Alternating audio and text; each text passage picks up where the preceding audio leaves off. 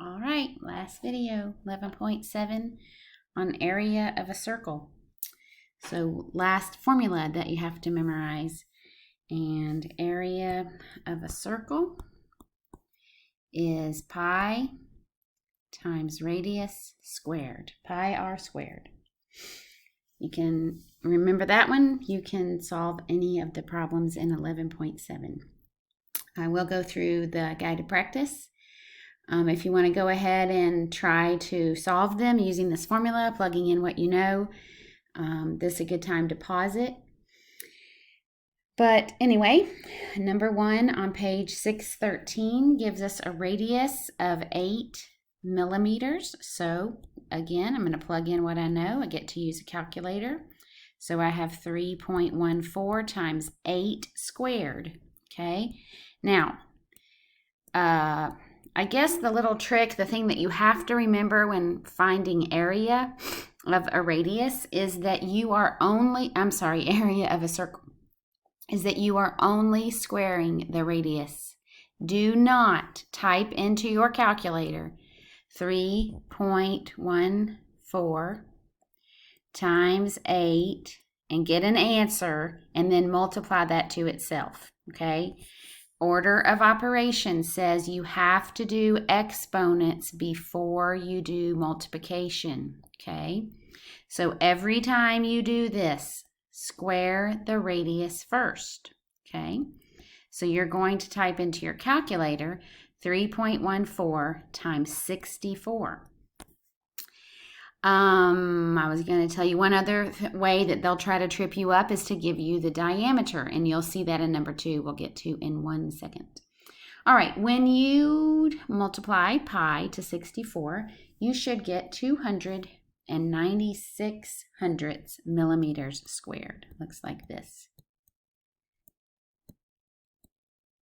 Okay.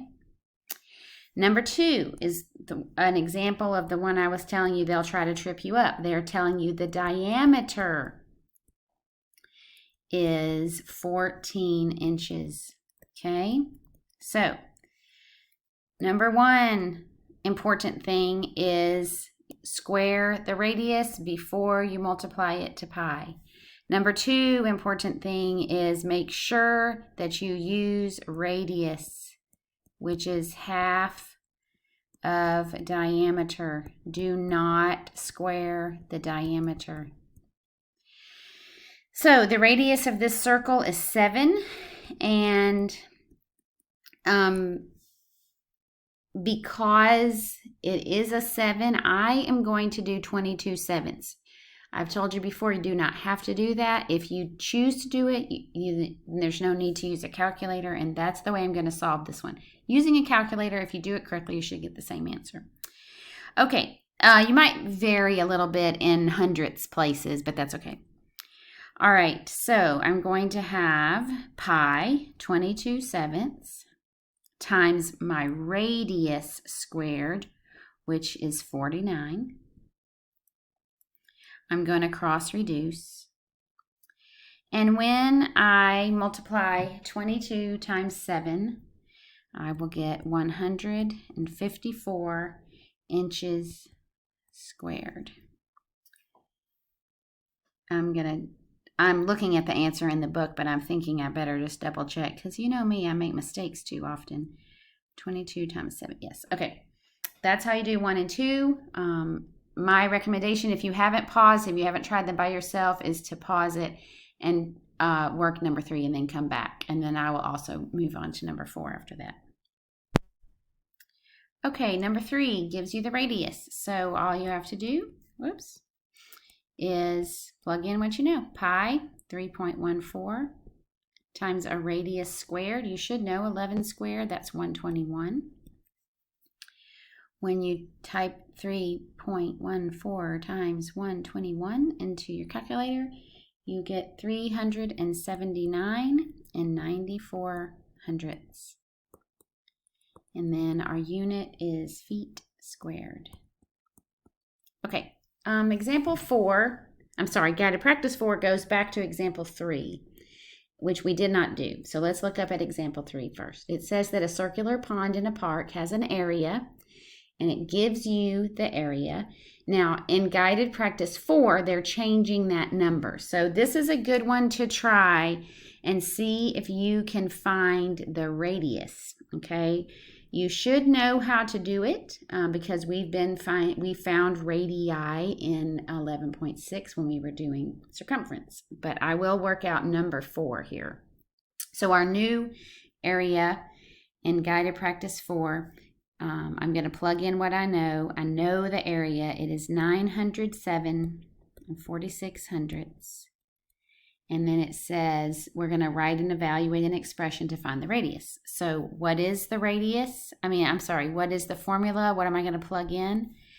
3.14 r squared, because I don't know r, okay?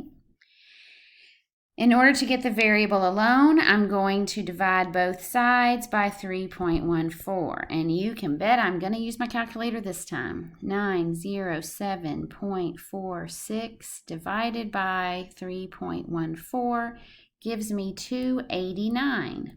Now, you cannot have your cheat sheet of perfect squares out. You might not recognize 289. If you have a more advanced calculator, it might have a square root button on it, okay, which is what you have to do next. Mine does. And if I push it, it will tell me that the square root of 289 is 17, okay? Now, if you don't have that function on your calculator, there's a couple of ways you can go about it. You do know, you should know up to 12, okay? And you know that 12 squared is 144. And you hopefully can remember that 20 squared is 400. So it's going to fall somewhere in the middle, okay? Now, here's a little hint of how you can take a more educated guess. It's going to be a squared number that when multiplied to itself is going to end with a 9. For example, it's probably not going to be 13 squared because it could be 13 squared because 3 times 3 ends in a 9. So you might try that out to the side, but then you would see that that's 169, okay? It's not going to be 14 squared because that's going to end in a 6. 15 squared will end in a 5. 16 squared ends in a 6. But 17 squared will end in a 9. And if you multiply even into your calculator, 17 times 17, you would get 289. So there's a couple of ways around that, not having your cheat sheet with you. Okay. At this point, you are down to what you need to do for homework. So I'm going to figure out what I want to do with my remaining, let me see, I have 6 minutes left. Okay, I'm going to do one more finding area and one more finding radius and diameter, and then I'm going to do a little bit of a review with you. All right, so I'm just going to make these up. I've looked over your homework, and I feel like you can solve them without me having to go over examples that are similar to them. So here is a circle with a diameter of 12 inches. Now, let me just tell you, on the test, if you see the line drawn all the way across, it's telling you that's diameter. If it's the radius, you'll only see a radius drawn, okay? That's how you know the difference. So find the area of a circle that has a diameter of 12 inches. I recommend you pause the video, get the answer, and then come back to me. All right, so we're going to plug in what we know. We're looking for the area, and we're going to do 3.14 times 36. Why? Because the radius is 6, and we have to square it, okay? When you multiply those together using your calculator, you should get 113 400ths of an inch squared, okay? Just a little reminder, if you do not write this part down on your test, I cannot give you partial credit if you type it in incorrectly to the calculator and don't get this answer. So please show your work. All right, one more where I'm going to give you the area, and I want you to tell me the radius and the diameter. I haven't asked you that yet. So if I tell you that the area of a circle is 379 94 millimeters squared, you tell me the radius and the diameter. Again, plug in, pause it, solve it, come back.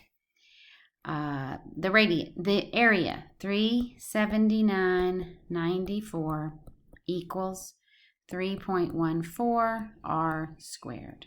Okay, we don't know r. So we divide these big numbers together. I've shown my work so the teacher can give me partial credit if I hit the wrong button. When you do this division, you should get 121. You should know what the square root of 121 is. It is 11. That's the radius. But I'm also asking for diameter. And I will tell you there are 2 on the test that ask for radius and diameter. If you only give me radius, you will only get half credit. If you don't show your work and you miss radius, you will get no credit. All right, so there's my radius, and then my diameter, of course, would be doubled. And so it would have a diameter of 22 millimeters. I didn't put my units in, but that's what they are. All right, a couple minutes left. What I would like to do is challenge you to pause the video and write down all the formulas that you have to know by tomorrow to answer the questions on the test. So take a pause. When you come back, I will go over each one of them so that you can double check to see that you got them all. Okay, I thought of one thing maybe before you pause it. That I'm going to write down the ones that you should know. And I am going to back up and tell you that you do need to know Pythagorean theorem. It is possible. In fact, I'm looking at the test. There is one where you have to solve for the height of the parallelogram by using the Pythagorean theorem. So make sure you know that one also, okay?